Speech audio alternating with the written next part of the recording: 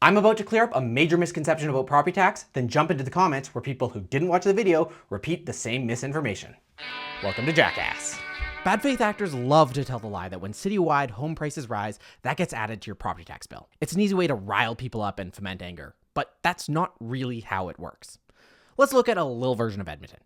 Every property has an assessed value. That total combined value is the assessment base. City Council sets a budget in dollars. This is the amount of money that is required to deliver all the services the city offers. Our little Edmonton costs $9 to run each year. So we take our total budget, $9, and divide it among the assessment base of $60. That means that for every dollar of assessed value, a homeowner will pay 15 cents in taxes. That's the property tax rate, or what we call the mill rate. With this mill rate, each property is paying $3 in taxes. Easy. Okay, but let's say our little police gets a funding formula and the budget goes up.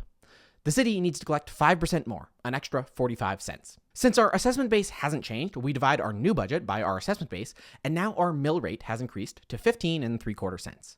Each property will pay an extra 15 cents total, or 5% more. Each bill is $3.15, and bing bang boom, city funded. Okay, but what if it was a really good year? Our little city is calling. Demand shoots up and home prices jump 20%. While each little house is worth more and our assessment base has increased, the city still has the same budgetary requirement. So the mill rate will drop. That means when you multiply the new lower mill rate by the higher assessment value, the property tax bill is still the exact same, $3.15.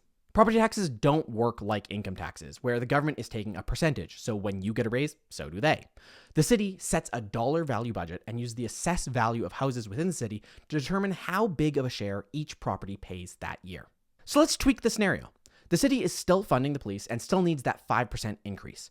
But instead of house prices rising across the city, one house increases 20%, one increases by 8%, and one increases by just 1%. That brings our assessment base to $65.80 and our mill rate to around 14.4 cents. And this is really interesting.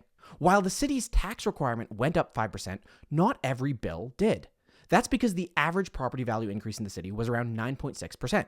So the houses who exceeded that benchmark, in other words, they gained wealth at a rate faster than their peers, they pay proportionally more. The house that increased in value by 8%, which is less than the average, his taxes only increased by 3.3% this year, even though the city as a whole needed 5% more money.